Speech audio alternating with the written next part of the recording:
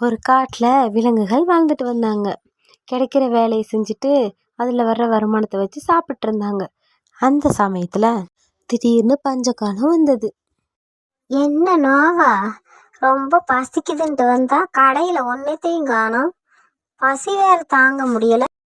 சாப்பிட்றதுக்கு உணவா?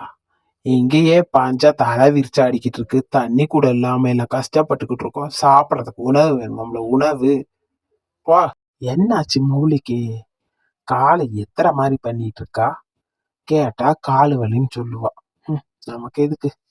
எல்லாரும் கூடி பேசிக்கிட்டு இருந்தாங்க. தண்ணி இல்லாம என்ன பண்ண முடியும்? வாங்க மெதுவா நடந்து பார்க்கலாம், எங்கேயாவது தண்ணி இருக்குதான்னு. பக்கத்து காட்டுல ஒரு கிணத்துல மட்டும் தண்ணி இருக்குது, வாங்க அங்க போய் குடிச்சிட்டு வரலாம். எல்லாரும் அப்படியே நடக்க தொடங்கினாங்க. ஆண்டி, நீ சொன்ன கிணறு இதுதானா? சரி வாங்க எல்லாம் குடிக்கலாம். நல்லா சொல்லுவீங்க. என்னோட குளம் இது, நான் யாருக்கும் தண்ணி தர மாட்டேன். போங்க ஃபர்ஸ்ட், நான் மட்டும்தான் தண்ணி குடிப்பேன்.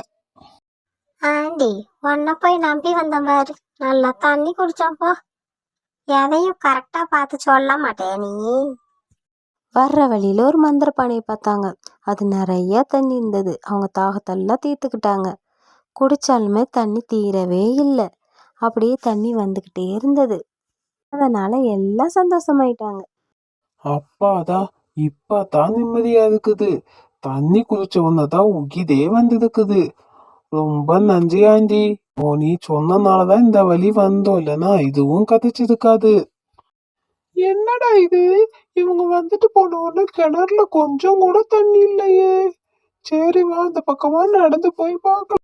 என்ன மன்னிச்சிருங்க, நீங்க வந்துட்டு போனதுல இருந்து அந்த குளத்துல தண்ணியே இல்ல. எனக்கும் கொஞ்சம் தண்ணி கொடுக்குறீங்களா?